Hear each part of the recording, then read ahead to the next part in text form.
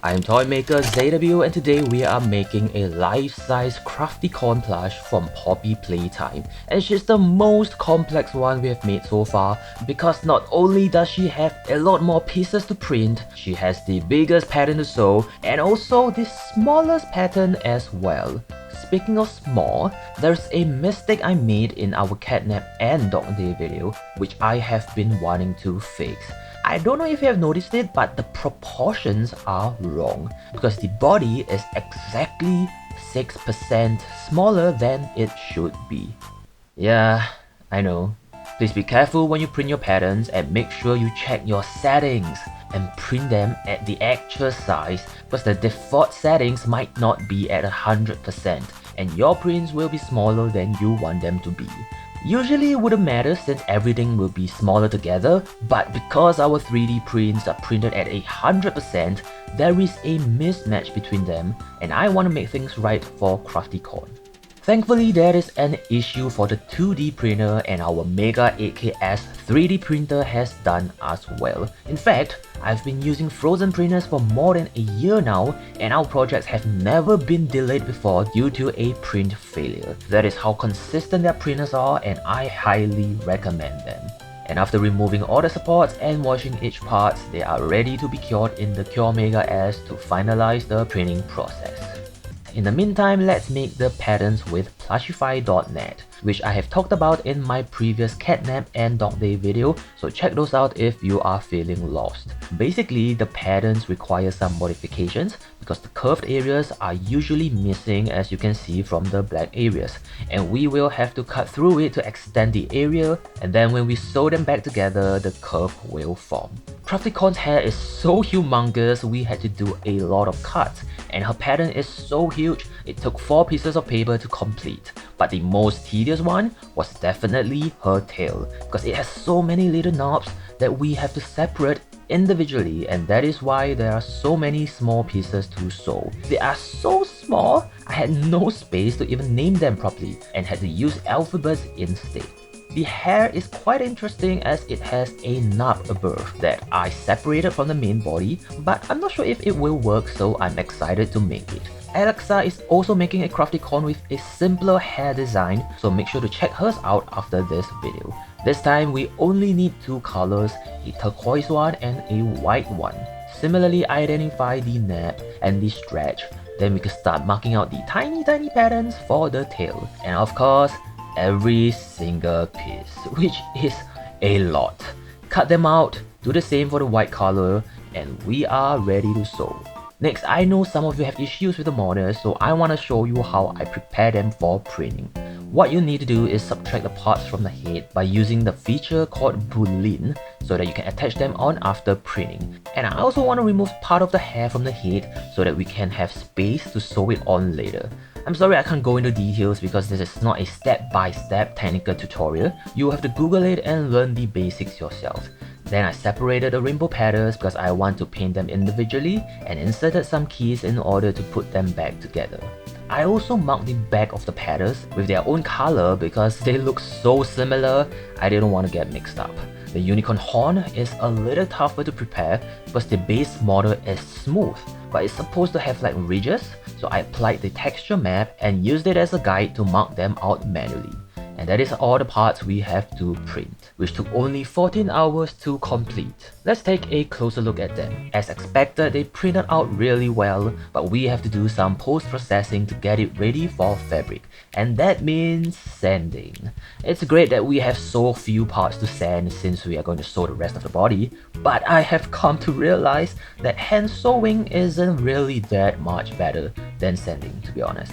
So I would love to thank our supporters for donating a cup of coffee each month to help me get through this process. You can also help me for free by clicking on the links below if you are interested in the products I use, so that the companies know that I help them create interest in their products and we can continue to work together in the future.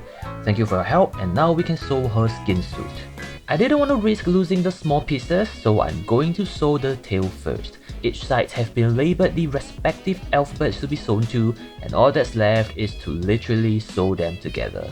I prefer hand sewing because it gives me the most control, but it does take a lot of time to sew, and in the end I had to tape my finger because I was feeling the blister forming already.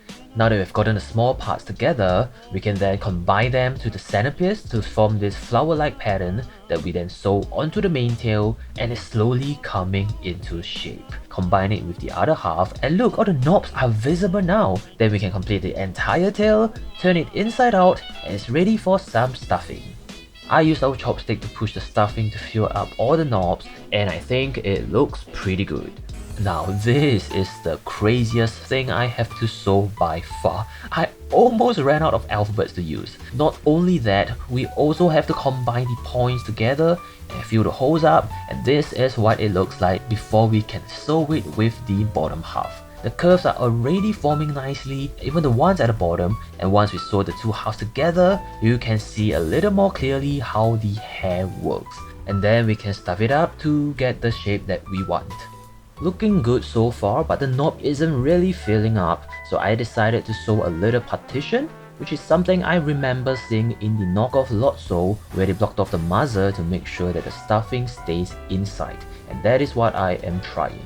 The other tedious one is the ear, but after making the hair, this is really nothing. It's just like the hair, but smaller. And the pins really help to secure everything together so that they don't shift when I hand sew them together. But something I forgot about the ears is to leave more fabric at the base, because I was too lazy to add more cuts digitally, and I even told myself at a point that it's okay, we just need to leave more space here, but then I totally forgot about it. Well, this is when the scraps come in handy, because we can just sew the ends together to extend the entire thing, and since it's at the back, you can barely tell. Now, CraftyCorn's palms are different from what we did before because it's flat, so it requires a circular base sewn to a border, and this is what it looks like. The rest are basically the same, like the arms, which I actually tried using the machine to sew to try to save my fingers, but then the bottom piece just kept shifting. It's so irritating and time wasting, I decided to just hand sew them. After researching for a bit, it seems that we will be needing a walking foot for the machine in order to keep things straight. So that is what I will be trying next. We then combine the arms with the palms, make two of them, and combine with the body. Add the Playtime coat tag to the leg, and we are ready to assemble.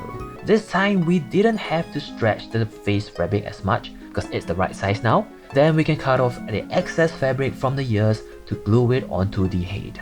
As for the hair, I will be sewing the ends to the head, and this is the result. Then we put on her skin suit, unzip her, and we can stuff her tummy with as much stuffing as we want. The finishing step would be to glue a magnet onto the horn, paint the parts with gloss black, like the eyes and the horns, which will be painted with metallic silver. And for this project, I specially bought more metallic colors for her rainbow flower charm. We have metallic orange, metallic red, metallic yellow, green, purple, and blue. Then we glue each petal back to the center, one at a time, cut the zipper off, and replace it with our colorful one. Last but not least, sew the tail to her butt, attach the magnetic horn, and we are done. Whew, finally!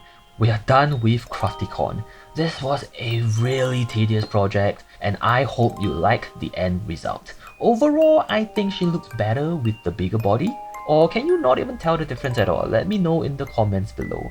The hair and the tail worked out kinda well, even though it's at the back and I usually don't care about it, but I'm glad I did. Watch my other Poppy Playtime videos or a FNAF video for a change. Check out Alexa's channel to see how she hand sew hers. And I will see you next time.